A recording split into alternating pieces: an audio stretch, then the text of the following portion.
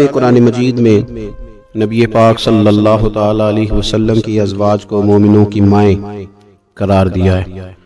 فرمایا النبی اولا بالمؤمنین من انفسہم، فرمایا یہ نبی مومنوں کے ان کی جانوں سے بھی زیادہ قریب ہیں، وازواجہ امہاتہم، اور ان کی بیویاں ان کی مائیں ہیں۔ نبی پاک صلی اللہ تعالی علیہ وسلم کے حرم محترم میں داخل ہونے والی ہر خاتون ہی بڑی شانوں والی ہے۔ وہ پاک باز اور بلند بخت خواتین جنہیں حضور سید عالم صلی اللہ تعالی علیہ وسلم کی خدمت عالی مرتبت میں حاضری کا شرف ملا، وہ جو حضور کی ازواج مطہرات ہیں، اللہ تعالیٰ نے انہیں بڑے ہی درجات عطا فرمائے۔ لیکن ان خواتین میں سے سیدہ خدیجہ الکبریٰ رضی اللہ تعالی عنہا، سیدہ عائشہ صدیقہ رضی اللہ تعالی عنہا انفرادی شان رکھتی، باقی تمام بھی کئی شانوں میں منفرد ہیں، کئی مقامات میں منفرد ہیں۔ آج ہم بات کرنے جا رہے ہیں سیدہ عائشہ صدیقہ رضی اللہ تعالی، وہ خاتون جس کو میرے نبی پاک صلی اللہ تعالی علیہ وسلم نے فرمایا عائشہ تم سے نکاح کرنے سے پہلے حضرت جبریل امین علیہ السلام 3 دن تک ریشمی کپڑے میں تمہاری صورت لپیٹ کے لا کے مجھے دکھاتے رہے، اور عرض کرتے یا رسول اللہ صلی اللہ علیہ وسلم یہ عائشہ دنیا اور آخرت میں آپ کی بیوی ہے۔ نبی پاک سید عالم صلی اللہ تعالی علیہ وسلم نے اس پاک باز خاتون سے فرمایا عائشہ یہ جبریل کھڑے ہیں اور تمہیں سلام کہہ رہے ہیں۔ حضرت عائشہ صدیقہ رضی اللہ تعالی عنہ کو اللہ تعالیٰ نے بڑی شانیں عطا فرمائی، اور سب سے بڑی شان یہ تھی کہ وہ رب کے حبیب کی محبوبہ تھی۔ نبی پاک علیہ السلام نے سیدہ فاطمہ الزہرا رضی اللہ تعالی عنہ سے خود فرمایا، کہا فاطمہ تمہارے باپ کو عائشہ سے بڑھ کر کوئی بھی محبوب نہیں۔ حضرت عائشہ صدیقہ رضی اللہ تعالی عنہ کو اللہ تعالیٰ نے انفرادی عظمتوں سے نوازا، انفرادی شانوں سے نوازا، ان کو اللہ تعالیٰ نے بے شمار خصوصیات عطا فرمائی۔ حکیم الامت مفتی احمد یار خان صاحب نعیمی رحمت اللہ علیہ فرمایا کرتے تھے سیدہ عائشہ صدیقہ کے فضائل تو ریت کے ذروں سے بھی زیادہ ہیں، بارش کے قطروں سے بھی زیادہ ہیں، ان کے فضائل تو درختوں کے پتوں سے بھی زیادہ ہیں۔ اللہ تبارک و تعالیٰ نے انہیں بڑی عظمتوں سے شانوں سے نوازا۔ حضرت ابو موسیٰ اشعری رضی اللہ تعالیٰ عنہ فرماتے ہیں کہ نبی پاک علیہ السلام کے اصحاب کو اگر کسی دینی مسئلے میں اشکال ہوتا تھا تو وہ جا کے اپنا مسئلہ سیدہ عائشہ صدیقہ سے حل کروایا کرتے۔ اللہ تعالیٰ نے انہیں اتنا علم عطا فرمایا تھا کہ صحابہ کرام اپنے مسائل جا کے سیدہ عائشہ صدیقہ رضی اللہ تعالیٰ عنہ سے حل کراتے۔ کیوں؟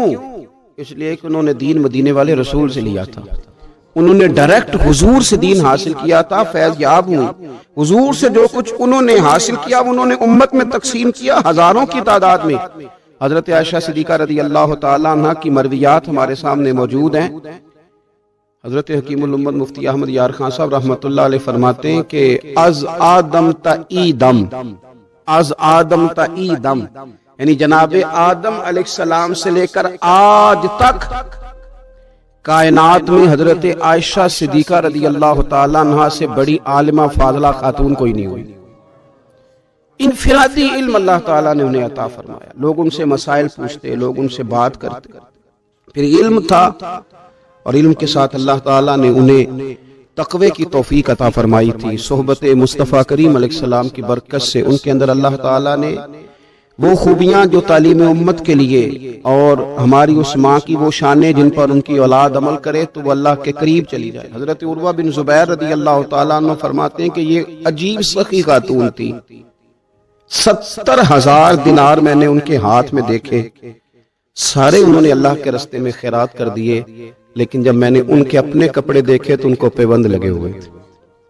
70,000 دینار خیرات کر رہے ہیں، اپنے کپڑوں کو پیبند لگے ہوئے، 1,00,000 دینار ان کے پاس تھا۔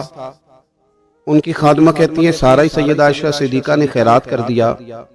میں نے کہا اماں جی کو 1 دینار رکھ لیتی ہیں، آپ کا روزہ تھا، میں کچھ کھانا لے آتی، آپ کھا لیتی۔ تو فرمانے لگیں کہ پہلے یاد کراتی تو شاید میں رکھ لیتی، تو سب بانٹ دیا اللہ کے راستے میں۔ حضرت عائشہ صدیقہ نے یہ اثار حضور سے سیکھا، امت کو سکھایا۔ فرماتی ہیں ہم کے مجبور تھے فاقے کرنے پر، حضور کے در دولت پر تو خدا کے فضل سے بڑی نعمتیں آتی تھیں، لیکن حضور ساری ہی رب کے راستے میں خیرات کر دیا کرتے تھے۔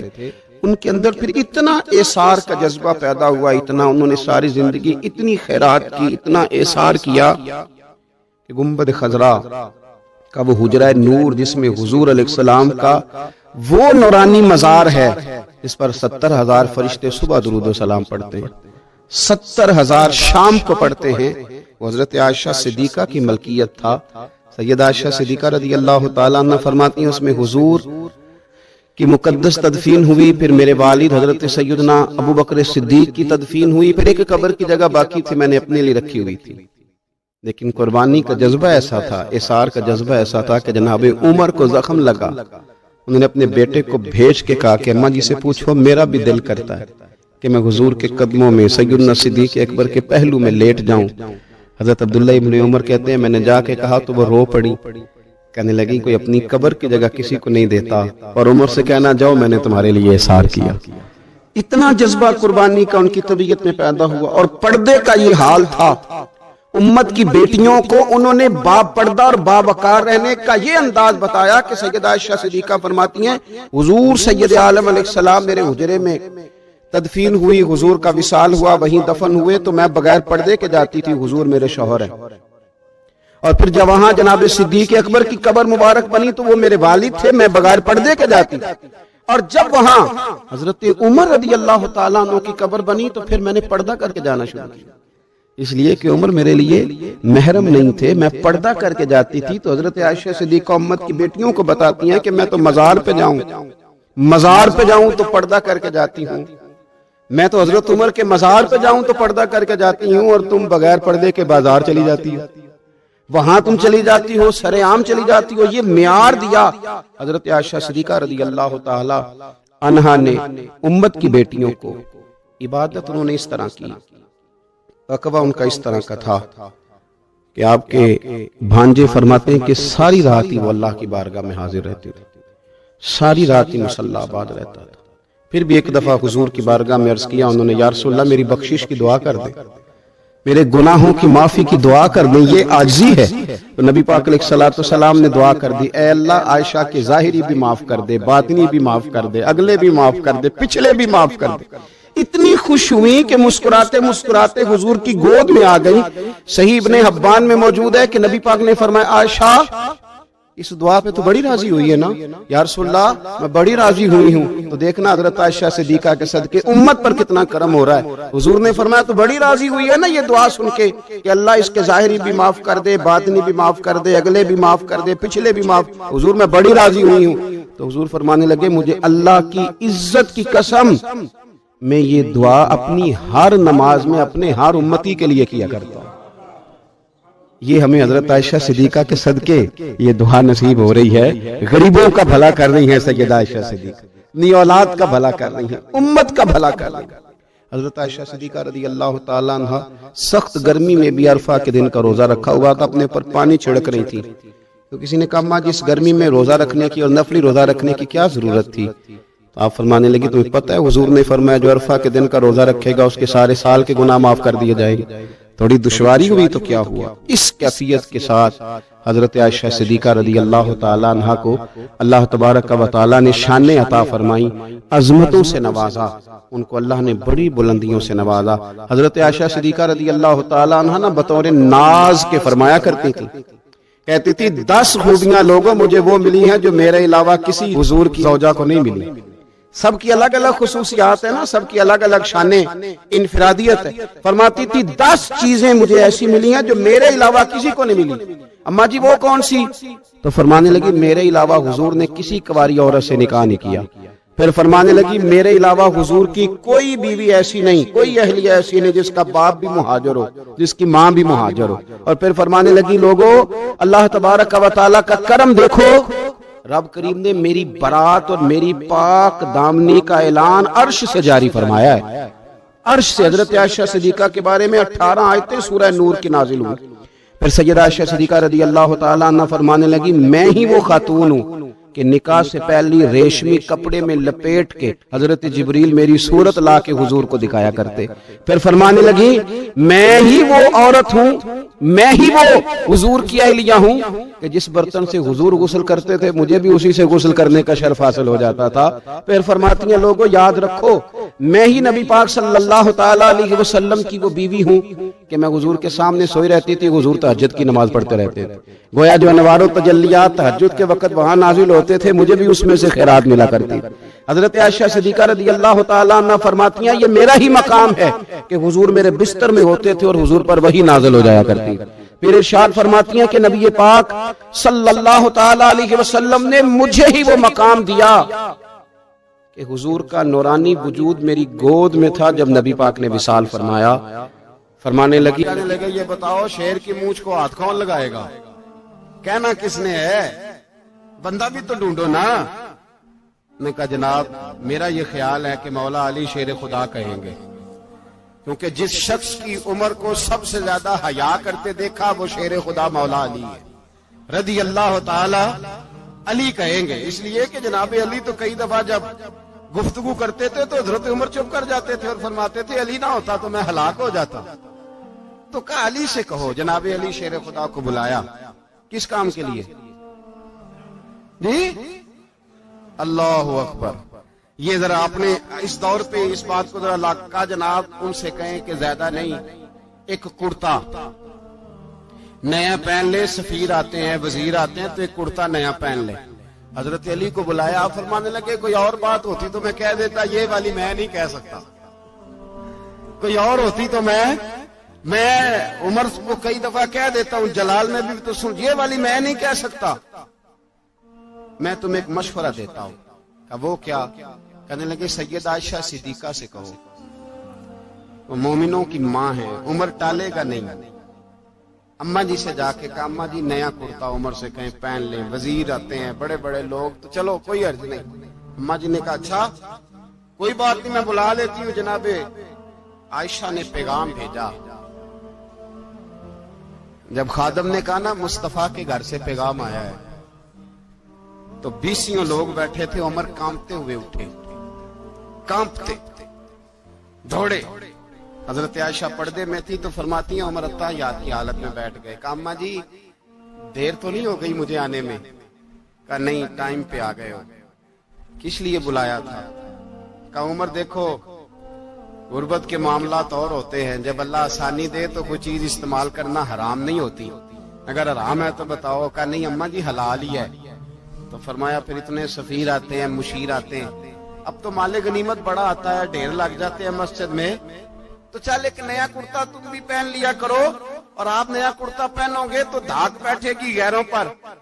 تو صحابہ کا مشورہ ہے کہ آپ نیا لباس پہنے. اماں جی کہتی ہے میں نے حکم دیا تو عمر چپ کر گئے، گردن جھک گئی. تھوڑی دیر کے بعد سیدنا عمر فاروق نے سر اٹھایا تو داڑھی پہ آنسو گر رہے تھے، رو پڑے. کہنے لگے پاک محبوب کی پاک بیوی جیسے حکم کرتی ہو میں حاضر ہوں، پر مجھے وہ والا لباس پہنانا جو میرے مصطفیٰ نے پسند فرمایا ہے. سیدنا عمر فاروق میرے نبی پاک علیہ السلام نے فرمایا فرشتے 950 سال میرے عمر کی شان بیان کریں تو ختم نہیں ہو سکتے. اتنا بڑا شخص عمر فاروق، اتنا بڑا آدمی. ایک دن اعلان کیا عمر فاروق نے لوگوں مسجد میں آؤ بات کرنی ہے. امیر المومنین کا پیغام ہے سارے مسجد میں آ جائے. کھچا کھچ مسجد نبی صحابہ سے بھر گئی. اور ایسا جب اعلان ہوتا تھا تو صحابہ دوڑ کے آتے تھے، شاید کو جنگ ہے، شاید کسی نے حملہ کر دیا ہے، شاید کوئی نئی بات ہے. دوڑے آئے لوگ، مسجد نبی کھچا کھچ بھر گئی. سیدنا فاروق اعظم رضی اللہ تعالیٰ عنہ منبر پہ بیٹھے. حضرت عبد الرحمن ابن عوف رضی اللہ تعالیٰ عنہ فرماتے ہیں کہ صحابہ تجسس کے دیکھ رہے کہ پتہ نہیں کسی طرف سے پیغام نہیں آ گیا، کوئی کافر حملہ نہیں کرنے لگا، اللہ جانے کیا ہوا ہے، بڑی پریشانی ہے. عمر بیٹھے اللہ کی حمد کی، نبی پاک صلی اللہ علیہ وسلم پر درود پڑھا اور پھر عمر فاروق بولے. فرمانے لگے میں جب مکے میں رہتا تھا نا تو کبھی گھر میں قحط آ جاتا تھا، کبھی قحط آتا تھا گھر میں، بکریوں کے دودھ خشک ہو جاتے تھے، گندم نہیں ملتی تھی، پانی نہیں ہوتا تھا. تو فرمایا میری اماں مجھے خالہ کے گھر بھیج دیتی تھی. قبیلہ بنو مخزوم، اس قبیلے میں میری خالہ کی شادی ہوئی تھی تو وہ مالدار لوگ تھے، ان کے پاس زیادہ بکریاں، زیادہ اونٹ، زیادہ گائے، زیادہ کھیت تھے۔ حضرت عمر فاروق فرمانے لگے میں ان کے گھر جاتا تو میرے خالو سمجھ جاتے کہ عمر کو اس لیے بھیجا گیا ہے کہ قحط آ گیا ہے، فرماتے ہیں وہ مجھے سویرے بکریاں چرانے لے جاتے، شام تک میں ان کی بکریاں چراتا۔ امیر المومنین عمر، ایک طرف مسئلہ یہ ہے کہ کیسر و کسرا کی دیواریں ہل رہی ہیں عمر کے نعروں سے، اور ادھر عمر منبر پہ بیٹھ کے خطبے دے رہے، فرماتے ہیں میں بکریاں چراتا، شام تک خالہ کے گھر جا کے مزدوری کرتا، اور فرماتے ہیں شام ہوتی تو ایک مٹھی کشمش مجھے دیتے وہ۔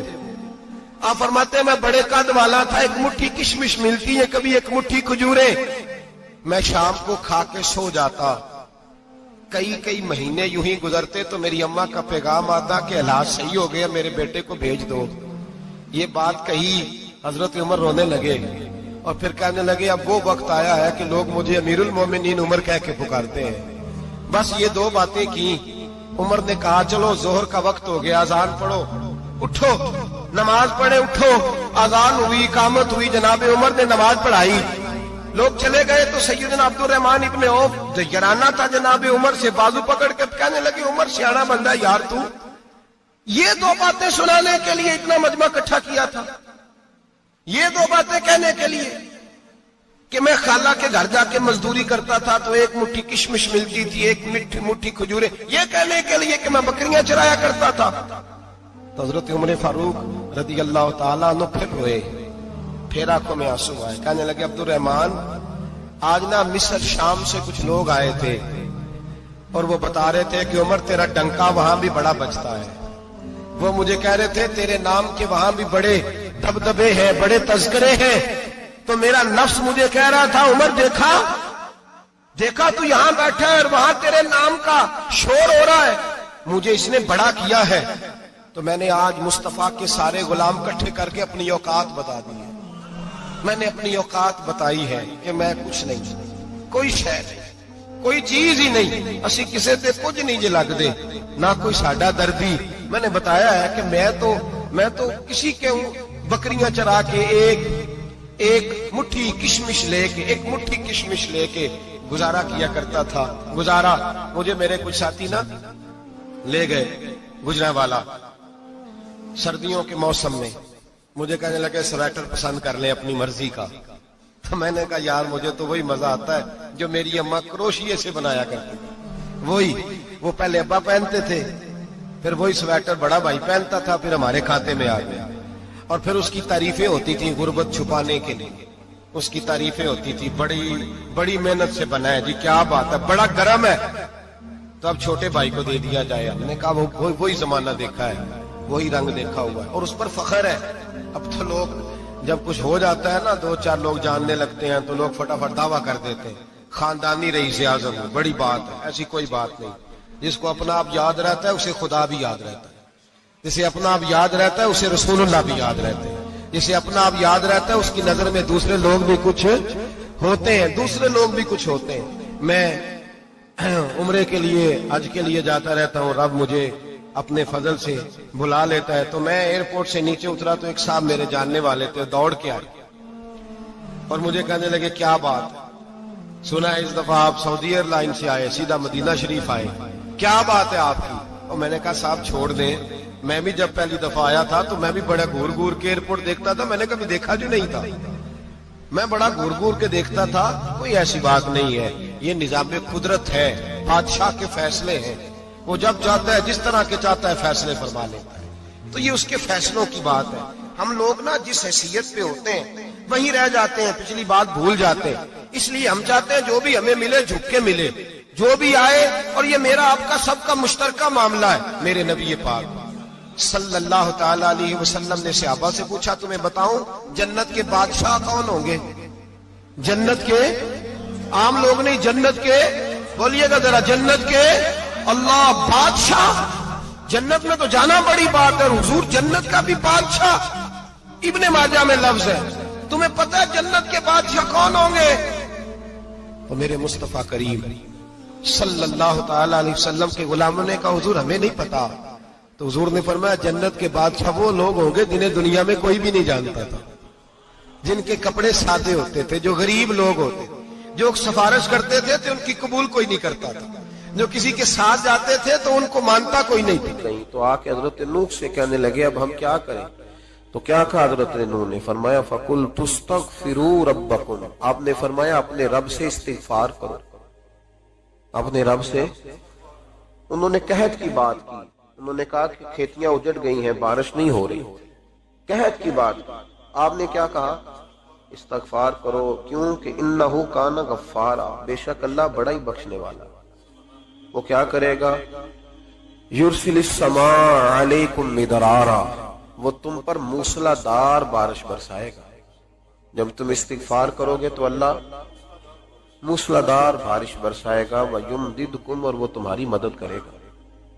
استغفار کرنے والے کی اللہ کیسے مدد کرے گا؟ بِأَمْوَالٍ وَبَنِينَ، تمہیں مال بھی عطا کرے گا اور بیٹے بھی عطا کرے گا، بارش بھی دے گا استغفار کرنے والے کو، اور مال اور اولاد سے اس کی مدد بھی کرے گا۔ وَيَجْعَلْ لَكُمْ جَنَّةٍ وَيَجْعَلْ لَكُمْ أَنْهَارًا، اللہ تمہیں جنت بھی عطا کرے گا اور تمہیں نہریں بھی عطا فرمائے گا، تمہارے لیے جنت بھی بنائے گا، انہار بھی بنائے گا۔ توبہ کا، استغفار کا تمہیں یہ فائدہ ملے گا۔ ایک استغفار، ہمارے بزرگوں نے وہ لکھا ہے کہ جب انسان کو اللہ نعمتیں دیتا ہے تو پھر رب کا حکم ہے کہ اس پر شکر بھی کرے، نعمتوں پر اللہ کا شکریہ نہ کرنے پر بھی استغفار کرنا چاہیے۔ اللہ تو نے بڑا کچھ دیا تھا پر میں شکر ادا اس پر بھی۔ ہمارا تو اب یہ حال ہے کہ جو ہمارے پاس چیزیں ہیں وہ ہم کہتے ہیں یہ تو میرا حق تھا، لیکن جو نہیں وہ مجھے فٹافٹ ملنی چاہیے۔ مطلب اگر میرے پاس صحت ہے تو اس کو میں اپنا حق سمجھ لیتا ہوں کہ یہ تو میرا، یہ چونکہ ٹھیک ہے جی، یہ تو صحیح ہے، تندرستی ہے، یہ تو ٹھیک ہے، لیکن کار کوئی نہیں، وہ ذرا مل جانی چاہیے۔ اولاد تو میرے پاس ہے، وہ تو میرا حق تھا، میرا رائٹ تھا، معاذ اللہ وہ تو ہم نے حق بنا لیا۔ اور میرے پاس بنگلہ کوئی نہیں، وہ مجھے فٹافٹ مل جانا چاہیے۔ بھئی یہ کس طرح تیرا حق تھا؟ کس حساب سے؟ یعنی جو چیزیں ہیں ان کو سنبھالنے کی فکر نہیں ہے، اور جو نہیں ہے ان کے طلب کی فکر لگی ہوئی ہے۔ شکر نعمت کو محفوظ کر دیتا ہے، شکر نعمت کو محفوظ کر دیتا ہے، اور ناشکری نعمت کو لَئِن شَكَرْتُمْ لَأَزِيدَنَّكُمْ وَلَئِن كَفَرْتُمْ إِنَّ عَذَابِي لَشَدِيدٌ۔ اللہ فرماتے ہیں شکر کر، میں تیری نعمتوں میں اضافہ کر دوں گا، اور ناشکری کرے گا تو عذاب دوں گا۔ شکر نہیں نہ ہوتا، شکر نہیں ہوتا۔ دیکھیں نا، 100 روپے ابا جی نے دیا ایک بچے کو، اور اس کو کہا کہ جا دکان سے کچھ چیز لے آ، تو وہ 100 روپیہ اس نے رستے میں جاتے ہی کہیں پھاڑ دیا، جب گوا دیا تو اب وہ والد سے دوبارہ 100 مانگتا ہے، تو والد کہتا ہے کہ پہلے 100 کا تو نے کیا کیا؟ نہیں سمجھ آئی آپ کو میری بات؟ پہلے 100 کا کیا کیا؟ تو وہ کہے گا جی میرا دل کرتا تو میں نے پھاڑ دیا۔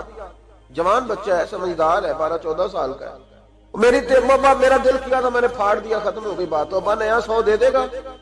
سبحان اللہ، کتنے خوش ہو کے آپ کہہ رہے ہیں نہیں دے دینا سے، یہ کیسے ہو سکتا ہے؟ بھائی کروڑ پتی والد بھی ہو تو 100 کا نوٹ دوبارہ دیتا کیوں؟ بیٹا نہیں اس کا پیار نہیں، کیوں نہیں دے رہا؟ وہ کہتا تو نے میرے پہلے 100 کی قدر نہیں ڈالی، نیا تجھے کیسے مل جائے؟ تو نے خیال ہی نہیں کیا، تو نے جدوجہد ہی نہیں کی، تو نے۔ حضرت مولا رومی نے مثال دی ہے، جناب رومی فرماتے ہیں کہ بغیر محنت کے لوگوں کو اللہ نے نعمتیں دی ہیں تو انہوں نے شکر ہی نہیں ادا کیا۔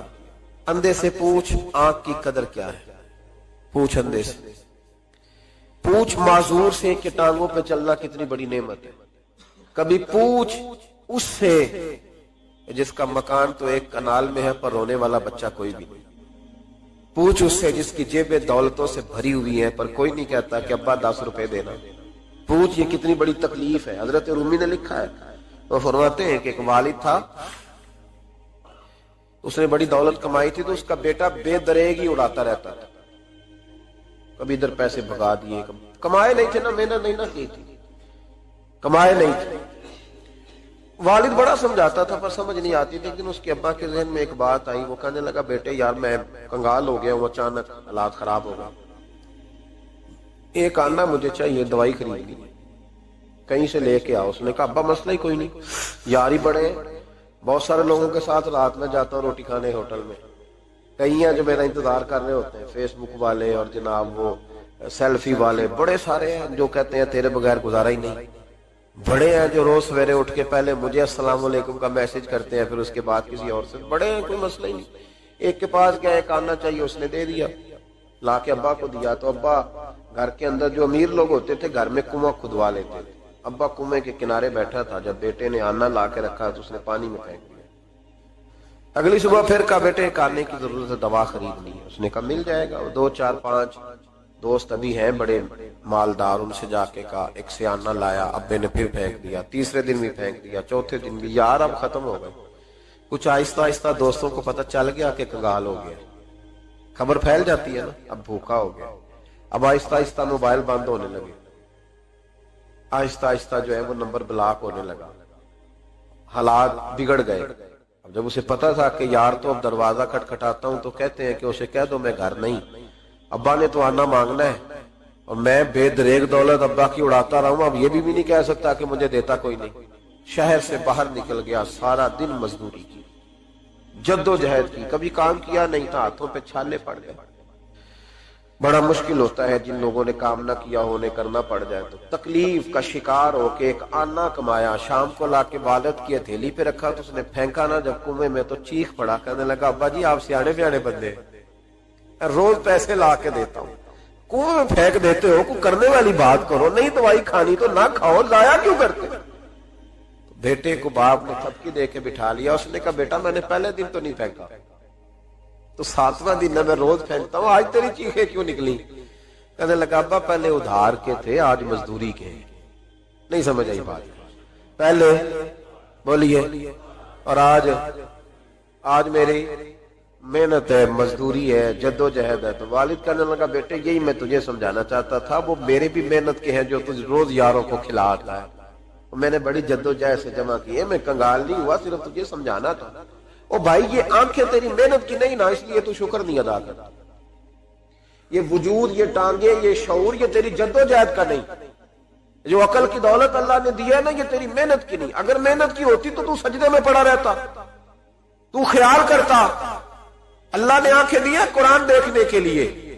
جب کوئی کسی گندی چیز کو دیکھتا ہے تو ناشکری کرتا ہے، جب غلط طرف اٹھاتا ہے یہ چیزیں تو ناشکری کرتا ہے.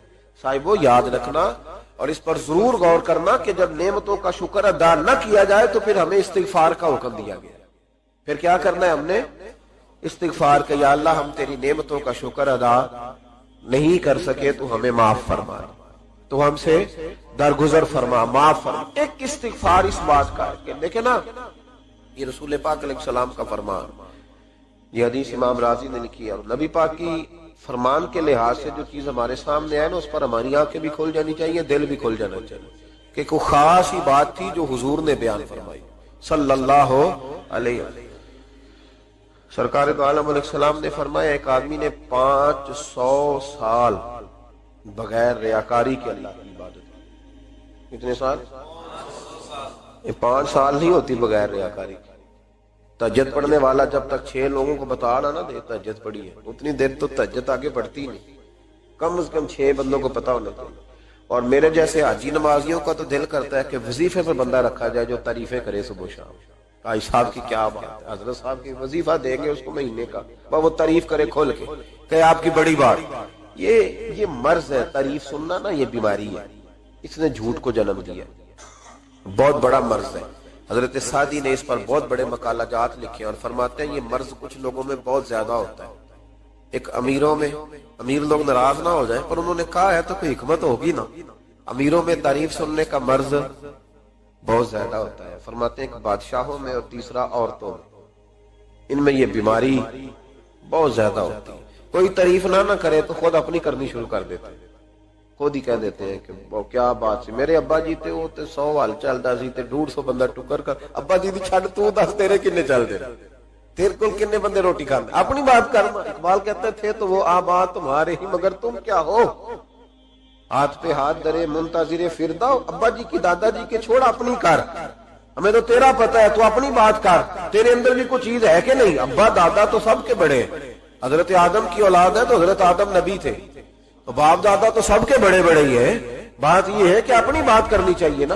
یہ بیماری ہے، یہ نقص ہے۔ 500 سال بغیر ریاکاری کی عبادت، اور بیان میرے نبی کریم علیہ السلام فرما رہے ہیں۔ بولیے، یہ بہت بڑا مسئلہ ہے، دکھاوا نہ ہو، ریاکاری نہ ہو۔ ہم مجالس میں جاتے ہیں نا جناب، محافل میں،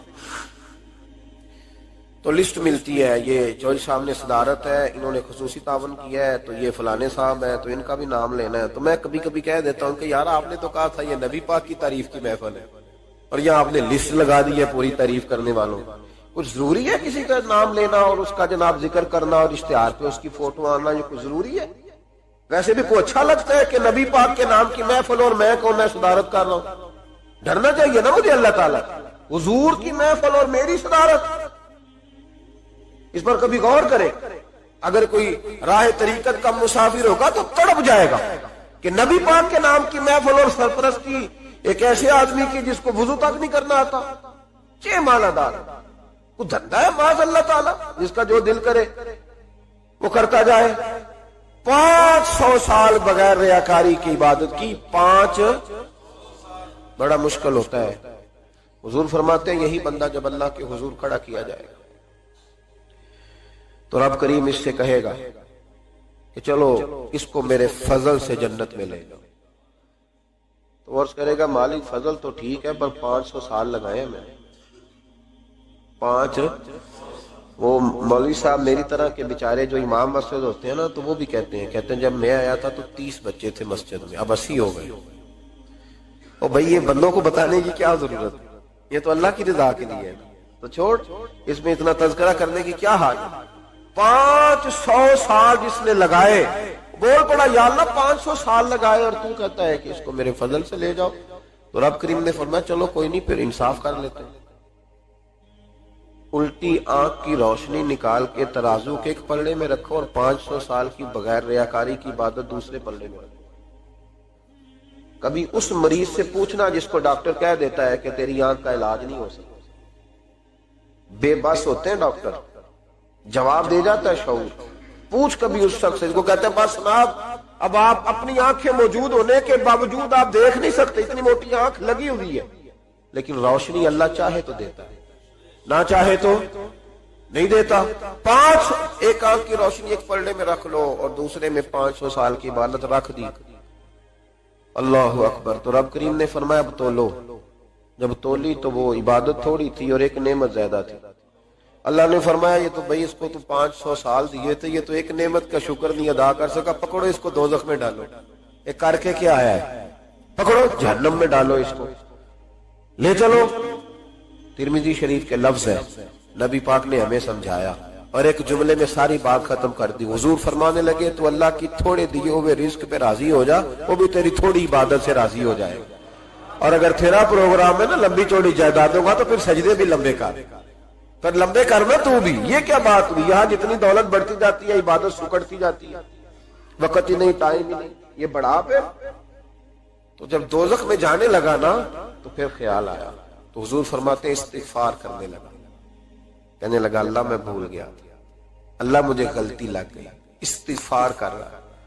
تو جب اس نے استغفار کیا تو رب کریم تو پہلے ہی بڑا قبول کرنے والا ہے، یا اللہ میں بھول گیا، تو فرمایا چلو جو استغفار کرے اسے تو میں ویسے ہی معاف کر دیا کرتا ہوں، اسے بخش دو، اسے میرے فضل سے جنت میں لے جاؤ۔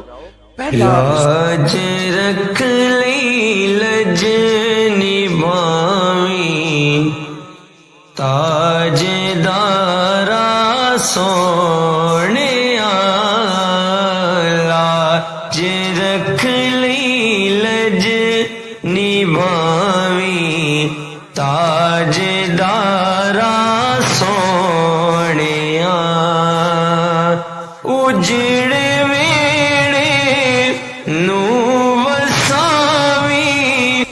ہمارے بزرگ نے ایک مراقبہ کراتے تھے، مراقبہ ان فی خلق السماوات والارض واختلاف اللیل والنہار لآیات لأولی الالباب۔ مراقبہ ہوتا تھا اللہ کی نعمتوں پر غور کرنے کا نام۔ تو اکیلا بیٹھ، گردن جھکا اور غور کر خدا کا فضل کتنا ہے اور میری اس میں محنت کتنی ہے، اس کا شمار کر۔ اس طرح کر کے 2 خانے بنا، ایک خانے میں اللہ کی نعمت رکھ اور دوسرے میں پھر اپنی محنت رکھ، اس کو کہتے ہیں مراقبہ. یہاں سے مراقبہ سٹارٹ ہوتا ہے. اور اگر تو شکر ادا کر رہا ہے تو پھر ٹھیک ہے، ورنہ پھر استغفار کر، پھر اللہ کے حضور معافی مانگ، پھر اس کے حضور آہوزاری کر، پھر اس سے کہہ کہ وہ معاف کرے. ہم لوگ یہ والا مراقبہ نہیں کرتے، اس لیے جو چیز ہے وہ تو میرا حق تھا، مجھے فٹافٹ دوسری بھی چاہیے. استغفار کریں اس لیے کہ ہم شکر ادا صحیح طور پر کر سکے. پھر اس کے بعد دوسرا استغفار اس وقت ہوتا ہے اللہ اکبر کہ جب انسان باشعور زیادہ ہو پر بے عمل بھی اتنا ہی زیادہ ہو، اسے بھی استغفار زیادہ کرنا چاہیے. اب میرے سمیت کسی بھی آدمی کو چھیڑیں گے نا تو دنیا اور مافیہ کی وہ باتیں کرے گا، لیکن جب اس کا عمل دیکھا جائے گا تو کچا سا، پلپلا سا، کمزور سا. یعنی ایسے لوگ ہیں جو ماں باپ کی عظمت پر 6 گھنٹے تقریر کر سکتے ہیں، لیکن اگر ان کی اماں سے جا کے پوچھا جائے کہ بیٹے کا حال کیا ہے جی، تو کہتے ہیں بڑی تکلیف میں، اپنے بیٹے کے سبب سے وہ بڑی آزمائش کا شکار. بھئی تیری 6 گھنٹے کی تقریر کا معنی کیا ہوا؟ تو لفظوں کے گورکھ دھندے کا ماہر ہے. لفظ میں ادھر گیا ہوا تھا بڑی دور پنجاب کے ایک شہر میں، تو ایک صاحب مجھے کہنے لگے کہ میری 21ویں سالانہ محفل ہے. میں نے کہا آپ نماز پڑھتے ہیں؟ کہتے نہیں. تو میں نے کہا محفل کا کیا معنی رکھا ہوا ہے؟ یہ کیا ہے؟ رسم ہے؟ فلاں بہت بڑے عالم کو میں نے بلایا، فلاں کو بلایا، فلاں نعت کا کو. یہ کیا ہے؟ اگر تو نمازی نہیں آج تک، اس کو کیا سمجھتا ہے تو؟ میرے بھی فلاں بزرگ سے بھی تعلقات ہے، تو تو نے کیا حاصل کیا ان سے؟ تعلقات کا کیا مطلب ہوتا ہے؟ فوٹو آتی ہے ساتھ، اخباروں میں تصویر لگ گئی، فیس بک پہ آ گیا کہ میں ان سے ملا ہوں، اتنا تعلق ہے؟ یہاں تو بھائی خوشبو کے قریب سے بندہ گزر جائے تو خوشبو آنے لگ جاتی ہے. انہیں پایا کیا؟ شعور ہونا اور عمل نہ ہونا بہت بڑی مصیبت ہے. اس سے اللہ کی بارگاہ میں استغفار کرنا چاہیے. یعنی انسان کو عقل ہو، پتہ ہو، خبر ہو، اور اس کے پاس ڈھیلے کا عمل نہ ہو.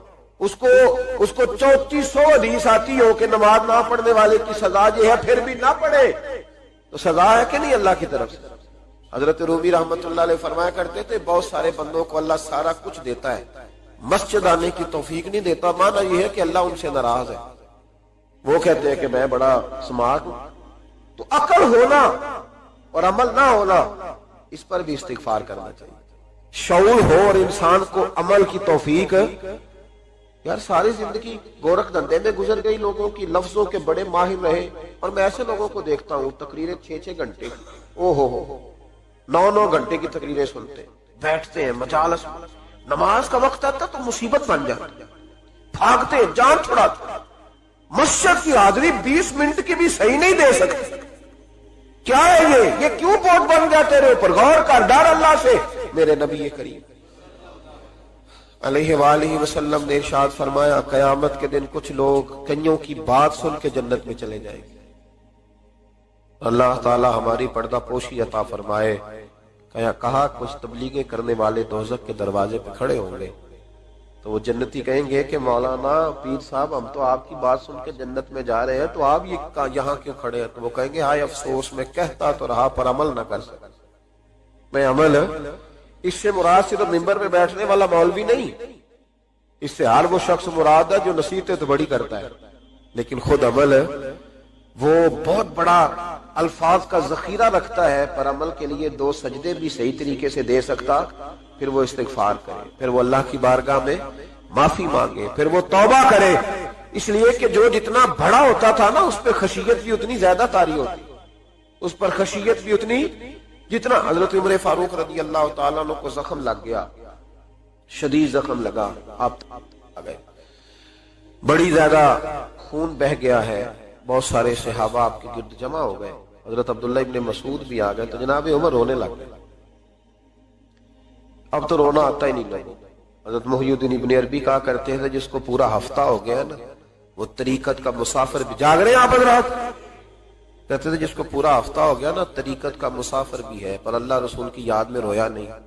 فرماتے تھے مجھے تو اس کے ایمان پر شک ہونے لگ گیا کہ 8 دن ہو گئے اسے خیال ہی نہیں آیا. حضرت عمر میدان میں جس شخص کے کبھی پاؤں نہیں لڑکھڑائے، اللہ رسول کی بات آتی تھی تو دریا بہتے تھے آنسو.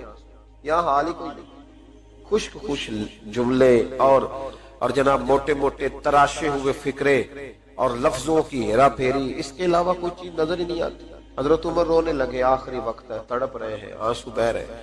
हजरत अब्दुल्ला इब्न मसूद आ गए। उन्होंने कहा, उमर तेरी हिजरत भी बड़ी बाकमाल थी, तेरा इस्लाम कबूल करना भी बड़ा ही बाकमाल था, हुजूर भी तुझसे हमेशा राजी रहे। उमर तू रोता क्यों है यार? बात तो यह है कि जब तूने खिलाफत संभाली तो फिर तेरे तरीके भी बाकमाल ही थे, और जब तू मैदान में उतरता था फिर भी तेरे मामलात बाकमाल थे, और जब तू माले गनीमत बांटता था फिर भी तू बाकमाल। यार हर मौके पे तू बाकमाल था, तो जाते दफा रोता क्यों है? उनका इस्तिगफार देखो, उनकी तौबा देखो। हजरत उमर फिर रो पड़े, कहने लगे, अब्दुल्ला लोगों को मेरी नेकियों का पता है, गुनाहों का तो नहीं ना पता। वो तो मैं जानता हूं या मेरा मालिक जानता है ना। नेकियां तो सबके सामने, पर मन आनम के मन दानम जो अंदर छुपे हुए गुनाहों के ढेर है वो तो मैं जानता हूं। तूने मेरे कलमा पढ़ने से लेकर मेरी हुकूमत तक मेरी सारी नेकियां गिनवाई हैं, अब दुआ कर मेरे लिए। कह रहा मेरी नेकियां और बदियां बराबर बराबर कर दे, मुझे दर्जा नहीं चाहिए, बस अल्लाह मुझे माफ कर दे। दर्जों की जरूरत नहीं है। यहाँ तो लोग दर्जात लेके बैठे। हाफिज कहता है कि मैं जितने आयतें होंगी उतने मेरे दर्जे बुलंद होंगे, पहले दर्जों वाला काम तो कोई करना। मौलाना कहते हैं कि नूर के मिंबर पे बैठूंगा, भाई पहले बता नूर के मिंबर की तरफ तेरा सफर भी जारी है कि नहीं। ताजर कहता है कि मैं सखावत करूंगा तो हजरत उस्मान के साथ जगह मिलेगी, पर हजरत उस्मान की सखावत और अपनी सखावत का फर्क भी देख। मुजाहिद कहता है कि मैं नबी पाक के जिहाद वाले सहाबा की पुष्ट पे रहूंगा, तो पहले अपने काम तो देख। और जब सारी बातें समझ में ना आए तो फिर अल्लाह की बारगाह में इस्तिगफार कर, फिर बैठ। बड़े लोग इस्तिगफार करते, माफी चाहते, और ये इस्तिगफार फिर इतना करम करता, इतनी आसानी करता, इस कदर बेहतरी करता कि वो मांग तो अपने गुनाहों की माफी रहे होते थे और अल्लाह रहमतों के दरवाजे खोल देता था। अल्लाह उन पर करम के दरवाजे। हजरत इमाम हसन के पास एक शख्स आया, हजरत अमीर मुआविया में बैठे थे, तो उसने इमाम हसन से आके कहा कि हुजूर औलाद नहीं है, कोई दुआ कर दे। तो जो है मेरी बात पर, अब भी लोग पीरों के पास आते हैं ना, माशाअल्लाह से, अल्लाह खैर फरमाए। तो पीर साहब अगर वजीफा बताए तो वजीफा चूंकि पढ़ना पड़ता है, वो काम मुश्किल है।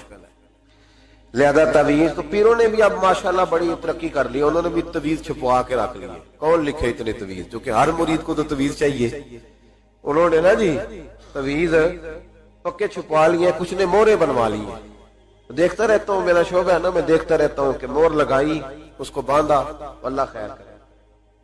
अब वो नफसियाती मामला है, जाहिर है 100 बंदा तवीज लेके गया है तो 1.5 को तो फर्क पड़ेगा ही ना बीच में से। जिसको फर्क पड़ गया उसका फेसबुक पे दे दिया, ये मेरी करामत है जी। तो जिसका ना पड़ा जी, जेड़े महरम राज हकीकत दे ओ ते राज हकीकत खोल दे नहीं। ए जिन्ना वेख्या नहीं ओ करन गल्ला, जिन्ना वेख लिया ओ ते बोल दे ही नहीं। हमारे एक हजरत थे तो उनके पास हम बैठे थे, नेक आदमी, तो तवीज दिया तो मुरीद कहने लगा हुजूर दोबारा कब आऊं? कहने लगे फर्क पड़ गया तो आ जाना, नहीं तो कहीं और चले जाना। इसलिए कि शेख अब्दुल अजीज दब्बाग रहमतुल्लाह अलैह के एक मुरीद ने कहीं तनकीद कर दी थोड़ी सी। ये लफ्ज बस ना बहुत बड़े हैं, इनकी मैं तशरीह नहीं करूंगा, जितने जुमले उतनी बात करके बीत जाऊंगा। इनकी तशरीह नहीं हो सकती, ये इनकी तौज़ीह नहीं हो सकती, कुछ तफसील नहीं इनकी हो सकती। ये जुमले बड़े, मैं कोई तशरीह नहीं करूंगा। उसने कहा कि हुजूर फला फला फला फला जगह मुझे परेशानी है आपके हवाले से। तो आप फरमाने लगे मैंने कौन सा बांधा हुआ है, नहीं समझ में बात आती तो कहीं और चला जा। बांध के रखा नहीं, दरवाजे खुले हुए, कहीं और चला गया, खत्म हो गई बात। तनकीद करने की जरूरत छुट्टी। इसलिए कि वो लोग बुत नहीं बनाते थे कि बस इधर ही पूजा करनी है, कि कहीं और नहीं जाना। ये छोड़े है ना, हमारे चक्कर चला हुआ, मेरे अलावा कहीं और न जाना। शेख अब्दुल वहाब शुरानी फरमाया करते थे, ये तो नुक्स है तेरे अंदर का, ये तो तेरे अंदर का नुक्स है। अगर तू काबिल होता तो कहता जा संगिया सारा जमाना देखा, अगर को मेरे जैसा मिला तो चला जाना, और अगर मेरी तरह का न मिला तो फिर कहीं और जा देखा सारा। ओ भाइयों क्या चक्कर है, वज़ाइफ लोग पूछते थे तो उन पे अमल करते थे, वो चीजें फायदा देती।